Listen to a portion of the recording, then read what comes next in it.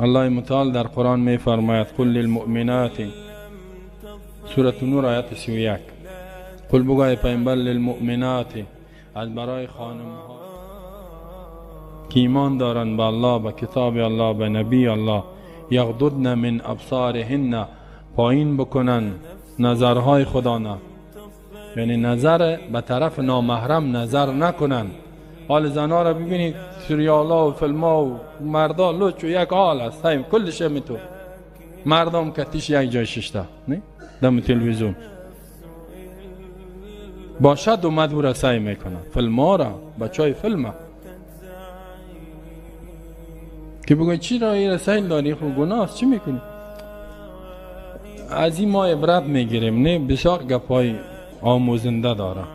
شوهرش هم میگه بسیار گپای خوب ده، همون شوهرش که بعد مسجد 5 وقت هفتگی است، فقط باید کفتر مسجد خانهش ببینی یک حال است، هر خانهش یک تلویزیون جدا، او دخترش چند تا جدا، او جدا او جدا، غیر از اینکه موبایل ها کلایشان در موبایل هم پایین است، او خود جدا، اینترنت جدا، ای جدا. نظر پایین که حال زن خب بیعقل شد نمیفهمه، تو مرد خب میفهمی، تو چطور اجازه میدی که موبایل داشته باشه و چیزای نامشروع را میبینه؟ یا تلویزیون از اونجا آزاد ماندیشه، پایین کنن نظرهای خدا نه و یحفظن فروجهن. حال وقت نیست که دیگه خودت هم میفهمی این تلویزیون ها چی نیست که نشان نمیده، رقص و خواندن است نه، کلگی ششتن به قطار سیل داره. و یحفظن فروجهن، حفاظت کنن فرج ها شرمگاه های خدا نه، از زنا و از آشکارا کردن به دیگران.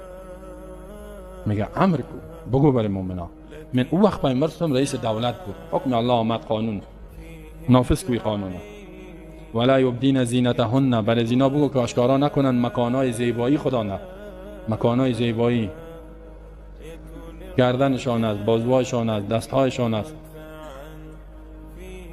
زیر گریبانشان است، الا ما ظهر منها، مگر آنچه خودش آشکارا میشه اون عفو شدگی است. زیبایی خدا آشکار نکنه. حال مویای خدا رنگ سفید و رنگ سرخ و رنگ زرد و رنگ آبی و مختلف رنگای دیگه خوب به موزیبایی باید موی خدا نشان میده. برادرش در مجلس ششته، شوهرش ششته، هیچ گپی نیست. حال اینجا خو کی است میگه بچه کاکا و عمه و خاله خو نامحرم است، چطوری قسم ششتی؟